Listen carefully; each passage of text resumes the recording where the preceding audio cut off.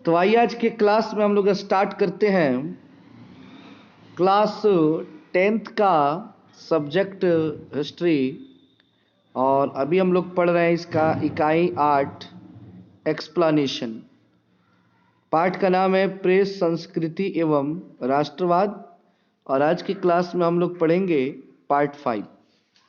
जैसा कि कल के क्लास में 6:30 बजे के क्लास में कल हम लोग पढ़े थे पार्ट 4। आज हम अभी फिर से 24 घंटा बाद 6:30 बजे हाजिर हुए हैं लाइव क्लास में, जिसमें हम लोग पढ़ने वाले हैं पार्ट 5।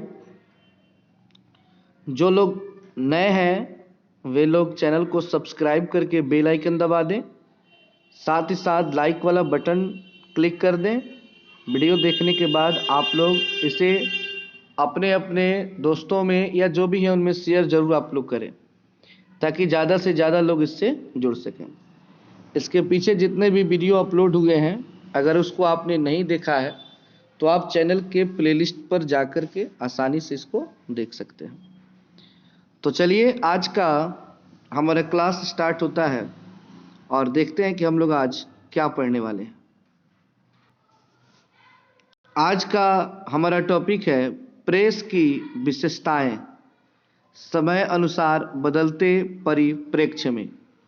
मतलब इस प्रेस की क्या विशेषता होती है, मीडिया की क्या विशेषता होती है, अखबार की क्या विशेषता होती है, और समय के अनुसार इसमें कौन कौन से बदलाव आए हैं, इसमें क्या क्या परिवर्तन आए हैं, उसी के बारे में आज का हमारा टॉपिक है। तो बिना देरी किए चलिए इसको स्टार्ट करते हैं। 19वीं सदी के पूर्वार्ध में, 19वीं सदी का पूर्वार्ध का अर्थ हुआ 1800 ईस्वी के शुरुआत में। पूर्वार्ध मतलब होता है शुरुआत, और एक शब्द होता है उत्तरार्ध। उत्तरार्ध मतलब होता है अंतिम में। जागरूकता के अभाव के कारण, किसके अभाव के कारण? तो जागरूकता के अभाव के कारण सामान्य जनता से लेकर जमींदारों तक की रुचि राजनीति में नहीं थी। मतलब बात हो रही है 1800 ईस्वी के स्टार्टिंग की। तो उस समय लोगों के अंदर जागरूकता नहीं थी, चाहे वो कोई सामान्य नागरिक हो या कोई जमींदार हो, मतलब कि धनी मनी व्यक्ति हो। किसी को भी विशेष कोई जागरूकता, कोई जानकारी नहीं थी, जिसके चलते ये लोग राजनीति में अपनी रुचि नहीं दिखाते थे, ये लोग राजनीति में अपना इंटरेस्ट नहीं दिखाते थे। देखिए, जिन जिन लोगों को कोई भी दिक्कत है तो आप कमेंट बॉक्स में कमेंट कर सकते हैं, अभी तुरंत उसका रिप्लाई आपको दिया जाएगा। फलतः समाचार पत्रों का वितरण कम था। समाचार पत्रों का वितरण का अर्थ हुआ कि जितने अखबार छपते थे लोग उतना पढ़ते नहीं थे, जिसके चलते अखबार में काम करने वाले लोगों को हमेशा नुकसान नहीं होता था, घाटा ही लगता था। पत्रकारिता घाटे का व्यापार था। पत्रकारिता जो था किस प्रकार का व्यापार था? वो था घाटे का व्यापार। समाचार पत्रों का जनमत पर कोई विशेष प्रभाव नहीं होने के कारण अंग्रेज प्रशासक भी परवाह नहीं करते थे।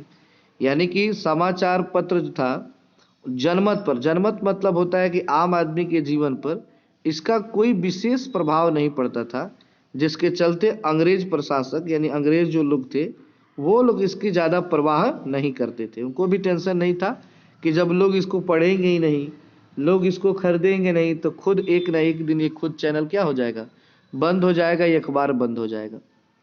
फिर भी समाचार पत्रों द्वारा न्यायिक निर्णयों में पक्षपात, धार्मिक हस्तक्षेप और प्रजातीय भेदभाव की आलोचना करने से धार्मिक एवं सामाजिक सुधार आंदोलन को बल मिला और भारतीय जनमत जागृत हुआ। आगे है 1857 के विद्रोह के पश्चात समाचार पत्रों की प्रकृति का विभाजन प्रजातीय आधार पर किया जा सकता है। भारत की सबसे पहली क्रांति 1857 ईस्वी क्रांति थी, प्रथम स्वतंत्रता संग्राम था, जिसमें झांसी की रानी लक्ष्मीबाई, वीर कुंवर सिंह, ऐसे कई महान महान हस्ती थे जिन्होंने अंग्रेजों का पुरजोर विरोध किया। हाँ, भले उन्हें सफलता उस समय नहीं मिली, लेकिन क्रांति की जो बीज थी वो डाली जा चुकी थी उस विद्रोह के द्वारा। और अंग्रेज भी इस चीज़ को समझ चुके थे कि अब हम लोग यहाँ पे ज़्यादा दिन तक रहने वाले नहीं हैं। भारत में दो प्रकार के प्रेस थे। प्रेस मतलब होता है अखबार। एक था एंग्लो इंडियन प्रेस और एक था भारतीय प्रेस। एक था एंग्लो इंडियन प्रेस और एक क्या था जी, भारतीय प्रेस था। ठीक है। अब आप लोग जान लीजिए, एंग्लो इंडियन जो प्रेस था वो अंग्रेजों का था और भारतीय प्रेस भारतीय लोगों का था। तो एंग्लो इंडियन प्रेस वो चीज़ें छापता था जो अंग्रेज चाहते थे, लेकिन भारतीय प्रेस वो छापते थे जो अंग्रेज जुल्म करते थे, मतलब सच्चाई छापते थे ताकि हमारे देश के लोग जागरूक हो सके।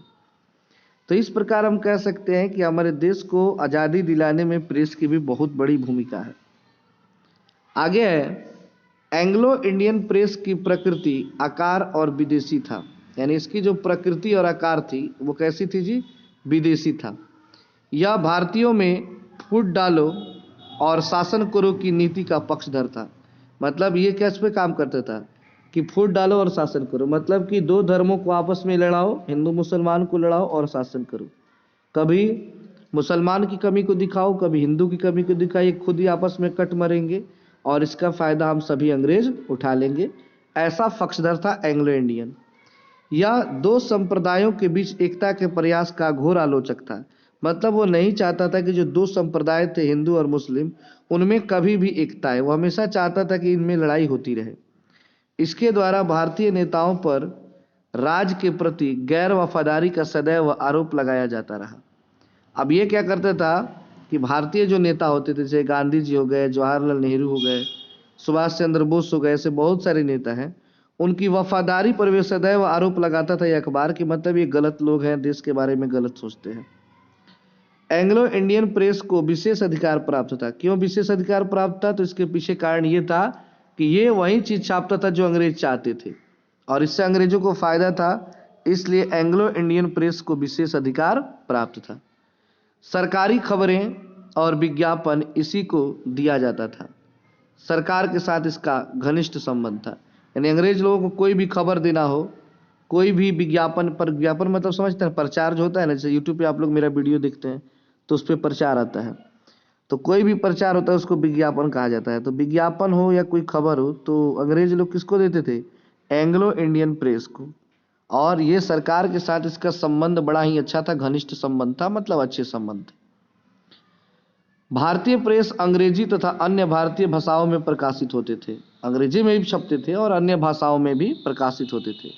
19वीं तथा 20वीं सदी में राजा राम मोहन राय, सुरेंद्र नाथ बनर्जी, बाल गंगाधर तिलक, दादा भाई नौरोजी, जवाहरलाल नेहरू, महात्मा गांधी, मोहम्मद अली जिन्ना, मौलाना मजरूल आज़ाद, मतलब ये सभी लोगों ने भारतीय प्रेस में अपनी भूमिका बहुत ही अच्छी निभाई है।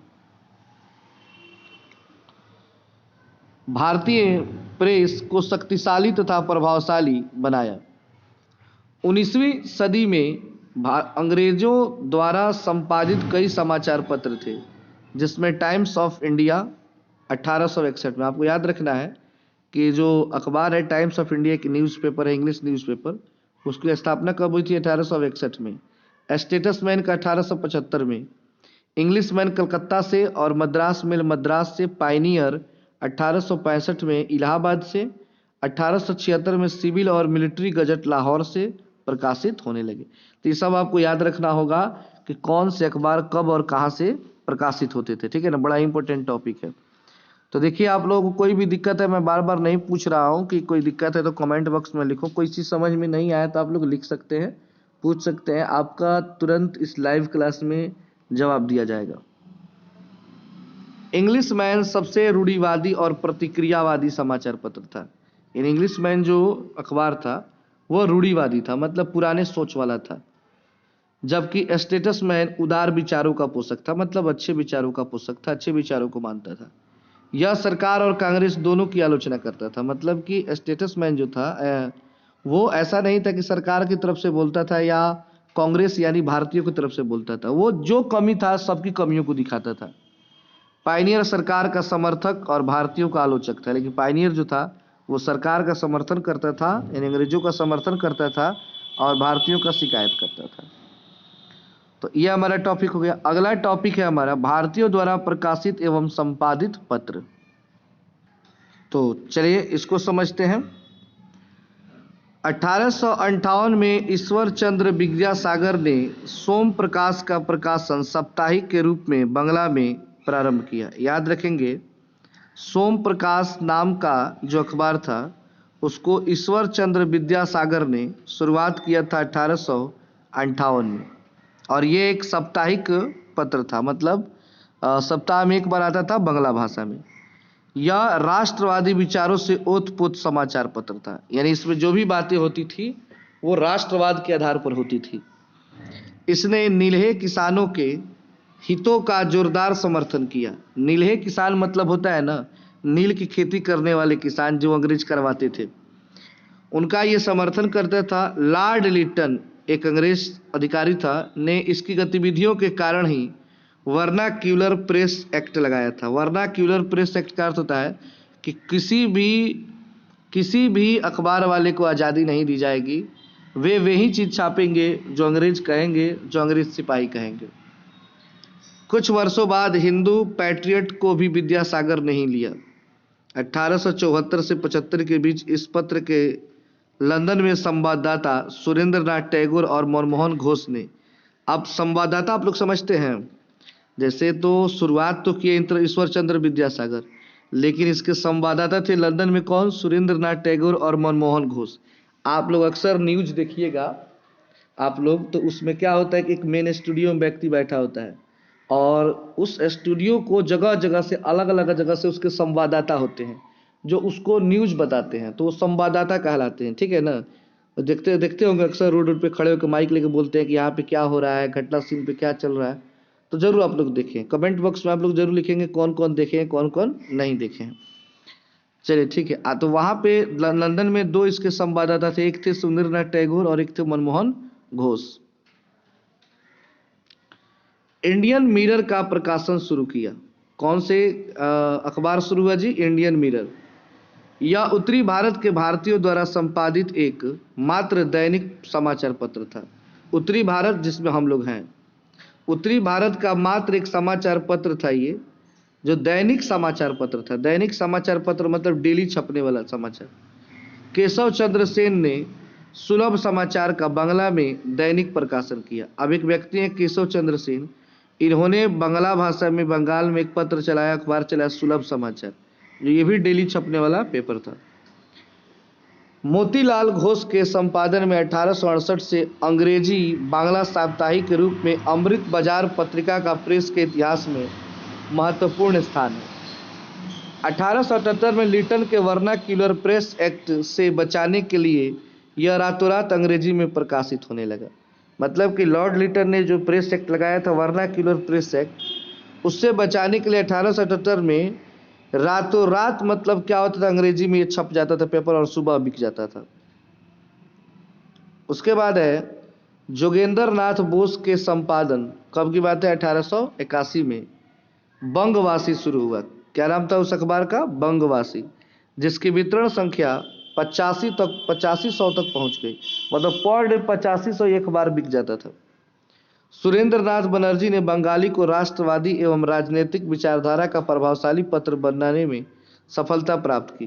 कलकत्ता से हिंदी बंगवासी, आर्यावर्त, उचित वक्ता, भारत मित्र आदि का प्रकाशन शुरू हुआ। काला काकड़ से, जो उत्तर प्रदेश में पड़ता है, हिंदी में हिंदुस्तान का प्रकाशन शुरू हुआ, जो उदार विचारों का पोषक था। आज देखते हैं ना आप लोग अखबार आता है वो हिंदुस्तान का, तो वो कहाँ से शुरू हुआ था? उत्तर प्रदेश, काला काकड़ से। और ये किसका पोषक था? तो उदार विचारों का, अच्छे विचारों का पोषक था ये। भारतेंदु हरिश्चंद्र का हिंदी पत्रकारिता के क्षेत्र में महत्वपूर्ण स्थान है। 1867 में इनके संपादन में बनारस से कविवचन सुधा प्रकाशित होने लगा, जिसकी संपादकीय टिप्पणी या राजनीति सामाजिक विषयों पर होती थी, जो राष्ट्रवादी विचारों का सशक्त करने का काम कर रही थी। भारतेंदु की 1872 में प्रकाशित मासिक पत्रिका हरिश्चंद्र भी देश प्रेम और समाज सुधार से अनुप्राणित थी। मतलब जितने भी भारतीय लोग थे, जो भी पत्रिका, मासिक हो चाहे दैनिक हो या साप्ताहिक हो, सबका उद्देश्य यही था कि अपने देश के लोगों को इन अंग्रेजों से मुक्ति दिलाना। राष्ट्रवादी विचारों को संपोषित करने वाली पत्रिकाओं में बालकृष्ण भट्ट का हिंदी प्रदीप, रामकृष्ण वर्मा के भारत जीवन का महत्वपूर्ण स्थान है। याद रखिएगा, इंटर क्लास में जब आप लोग जाएंगे तो पहला ही हिंदी का पाठ पढ़ेंगे, बाल कृष्ण भट्ट के द्वारा लिखा गया वो पाठ है, ठीक है ना। 1899 में अंग्रेजी मासिक हिंदुस्तान रिव्यू की स्थापना सच्चिदानंद सिन्हा ने की, जिसका दृष्टिकोण राजनीतिक था। आगे है, धीरे धीरे 19वीं सदी के अंतिम 2 दशकों में राष्ट्रीय आंदोलन का फलक विस्तृत हो रहा था। फलतः राष्ट्रीय आंदोलन की नई लहर एवं कांग्रेस की स्थापना ने प्रेस के विकास एवं समाचार पत्रों के प्रसार पर व्यापक प्रभाव डाले। बाल गंगाधर तिलक के संपादन में 1881 में बंबई में अंग्रेजी भाषा में मराठा और मराठी में केसरी की शुरुआत हुई। मतलब बाल गंगाधर तिलक को पंजाब केसरी भी कहा जाता है। तो केसरी और मराठा में अंग्रेजी दोनों पत्र उग्रवादी विचारों से प्रभावित थे। इनका जनमानस पर व्यापक प्रभाव था, मतलब लोगों पर बहुत इसका प्रभाव पड़ता था। 1862 में एमजी राणे ने इंदु प्रकाश तथा फिरोज शाह मेहता ने 1913 में बॉम्बे क्रॉनिकल का प्रकाशन आरंभ किया।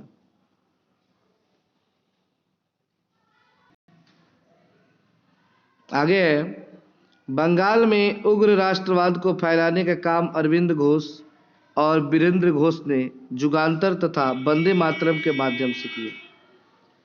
मतलब अरविंद घोष और वीरेंद्र घोष ने पहले जुगांतर और एक वंदे मातरम जो हमारा राष्ट्रीय गीत होता है उसके माध्यम से किया था। मद्रास यानी चेन्नई से 1878 में साप्ताहिक के रूप में प्रकाशित होने वाला हिंदू 1881 में दैनिक के रूप में परिवर्तित हो गए।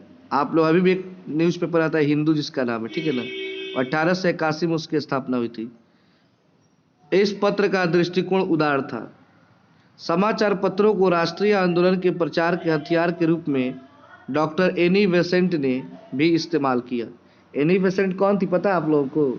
जैसे आप लोग बनारस में पढ़ते हैं तो एक कॉलेज है BHU, बनारस हिंदू यूनिवर्सिटी, और उसी का एक छोटा रूप है CHS central Hindu school, inter तक है। और इंटर में बच्चे जब पढ़ लेते हैं तो वहाँ से BHU चले जाते हैं। उसकी स्थापना एनी बेसेंट ने किया था। इन्होंने मद्रास स्टैंडर्ड को अपने संचालन में लेकर न्यू इंडिया का नाम देकर होम रूल का नारा जन जन तक पहुंचाया। आगे है,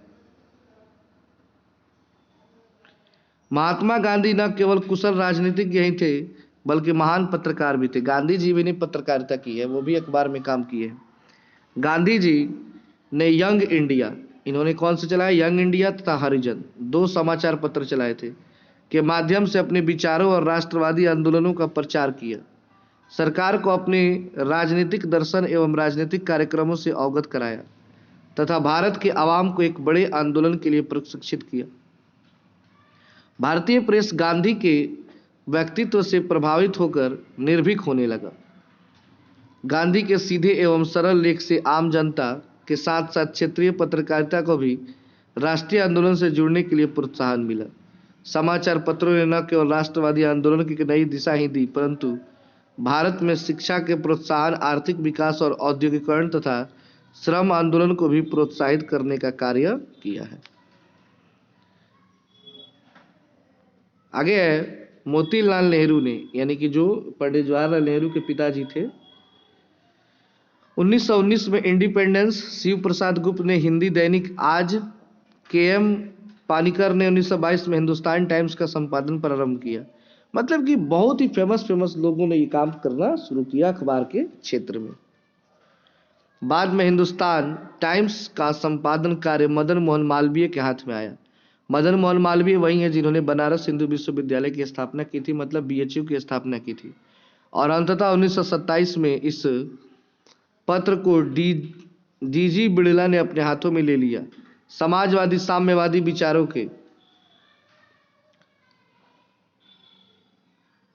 फैलाव के परिणाम स्वरूप मराठी साप्ताहिक क्रांति works and peasants party of India का प्रतिनिधित्व कर रहा था। अंग्रेजी साप्ताहिक न्यू स्पार्क कांग्रेस से सोशलिस्ट क्रमशः मार्क्सवादी एवं समाजवादी विचारवादों के पोषक थे। MN राय ने अंग्रेजी साप्ताहिक इंडिपेंडेंट 1930 में, S सच्चिदानंद के संपादन में डी फ्री प्रेस जर्नल को शुरू किया गया था। मद्रास में स्वराज्य तथा गुजराती में नवजीवन का प्रकाशन भी शुरू हो गया। मतलब सभी जगह क्या दिखाया जा रहा है कि अब देश के हर कोने में, हर राज्य में नए नए अखबार काम करना शुरू कर दिए। कई सारे अखबार वालों की स्थापना हुई अलग अलग भाषा में। और देखा जाए तो सभी अखबार वालों का उद्देश्य क्या था? अपने देश के लोगों में राष्ट्रवाद को फैलाना, ताकि वे हमारे देश को आज़ाद कराने के लिए जोश में आए। वे लोग अपने आप को उस लायक बनाए कि हम अंग्रेजों का विरोध करें और अपने देश को आज़ाद करें। आगे है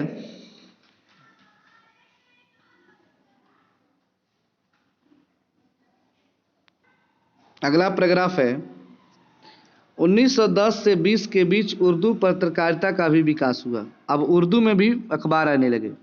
मौलाना आज़ाद के संपादन में 1912 में अल हिलाल और 1913 में अल बिलाग कलकत्ता से निकलना प्रारंभ हुआ। दो अखबार 1912 में अल हिलाल उर्दू में है और 1913 में अल बिलाग आया। मोहम्मद अली ने अंग्रेजी में कॉमरेड तथा उर्दू में हमदर्द का प्रकाशन किया। मोहम्मद अली जिन्ना का ये दो है, अंग्रेजी में कॉमरेड और उर्दू में हमदर्द। 1910 में गणेश शंकर विद्यार्थी के संपादन में प्रताप का प्रकाशन कानपुर से प्रारंभ हुआ। यह उग्र राष्ट्रवाद तथा किसान मजदूर का जबरदस्त समर्थक था।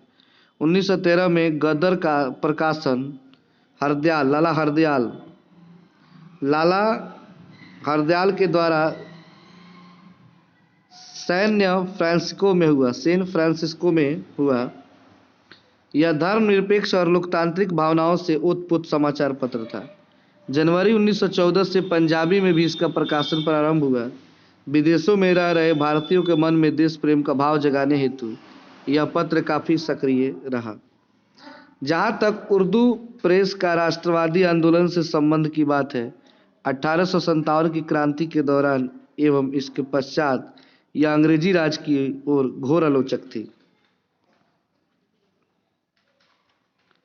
आगे है, लेकिन राष्ट्रीय राजनीति में सर सैयद अहमद खां के बढ़ते प्रभाव ने इस कांग्रेस समर्थित राष्ट्रीय आंदोलन एवं अंग्रेजी राज्य से मुसलमानों के संबंधों को नई व्यवस्था करने के लिए प्रेरित किया। हालांकि उर्दू प्रेस ने सामान्य रूप से सर सैयद अहमद के विचारों से सहमत प्रकट नहीं की। मौलाना आज़ाद, मोहम्मद अली और अब्दुल बारी साहब आदि के संपादन में प्रकाशित होने वाले पत्र पूर्णतः राष्ट्रवादी भावनाओं से ओतप्रोत थे। इनमें से कई पत्रों के ग्राहक सर सैयद अहमद अलीगढ़ जनरल से कहीं अधिक थे। तो ये हमारा था आज का टॉपिक। कल हम लोग पढ़ने वाले हैं प्रेस का राष्ट्रीय आंदोलन में भूमिका तथा प्रभाव। तो आज के लिए इतना ही। चलिए, किसी को कुछ पूछना है तो आप कमेंट बॉक्स में पूछ सकते हैं जहाँ पर आपको दिक्कत लगा हो। और चलिए, कल मिलते हैं। सबको गुड नाइट।